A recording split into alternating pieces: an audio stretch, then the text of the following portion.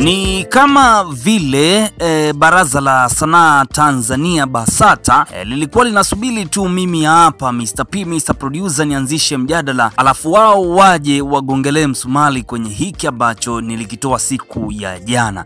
Kama we ni mfuatiliaji wa Jicho la Upendo, siku ya jana nimetoa listi ya wasanii na nikauliza pale swali kuhusiana na ni msanii gani kwa mwaka huu hapa anafaa kupewa crown, anafaa kuvikwa taji la msanii aliyefanya vizuri katika muziki wa Bongo Flava.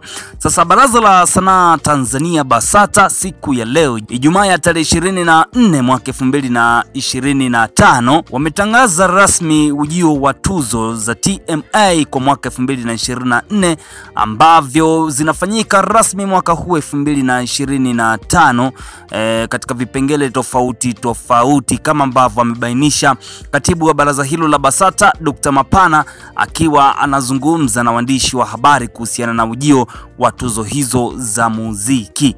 Tuzo zinafahamika kama tuzo za TMA, yani Tanzania Music Awards, ambazo zinatolewa mwaka huu 2025 tarehe ya 13 mwezi Disemba, lakini ni tuzo ambazo kimsingi zinatolewa kwa nyimbo ambazo zimetoka mwaka 2024.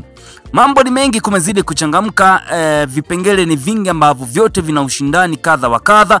Tunafahamu kuna vipengele 36 katika tuzo hizi za TMA na vipengele vyote vinakuwa na ushindani zaidi, lakini miongoni mwa kipengele ambacho kinakuwa na headline kubwa zaidi ni kipengele cha muziki wa Bongo Flava, ambapo kimsingi ukiangalia katika kipengele hiko kuna kategori kama 4 hivi. Cha kwanza ni msanii bora wa Bongo Flava upande wa kike, lakini pia kuna msanii bora wa Bongo Flava upande wa kiume wa mwaka, lakini pia kuna wimbo bora wa mwaka wa Bongo Flava, lakini bila kumsahau mtayarishaji bora wa muziki wa Bongo Flava wa mwaka. Upande wa muziki wa singeli pia kuna msanii bora, lakini pia kuna wimbo bora, bila kusahau DJ bora wa muziki wa singeli kwa mwaka. Hip hop napo kumechangamka kwa sababu pia kutakuwepo na msanii bora wa mwaka, lakini pia kutakuwepo na producer wa mwaka, bila kusahau pia wimbo bora wa hip hop wa mwaka. Kuna vipengele kama vile best collaboration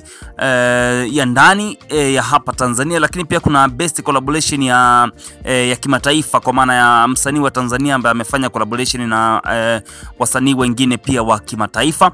Ni miongoni mwa vipengele ambavyo vinaonekana kuwa na ushindani mkubwa zaidi. Mimi nikupitishe baadhi ya nyimbo tu ambazo zimekuwa hit song kwa mwaka 2024 ambazo ndio kimsingi zinaingia kwenye kinyang'anyiro hiki cha tuzo za TMA kwa mwaka huu 2025. Nikukumbusha tu kwamba tuzo hizi zinatolewa kwa nyimbo zile ambazo zimetoka mwaka 2024 na sio mwaka 2025. Kumbushe tu miongoni mwa collaboration kali ambazo pia zimefanyika mwaka 2024 ni ngoma ya kwake Diamond Platnumz pamoja na Jason Derulo inakwenda kwa jina la Komasava.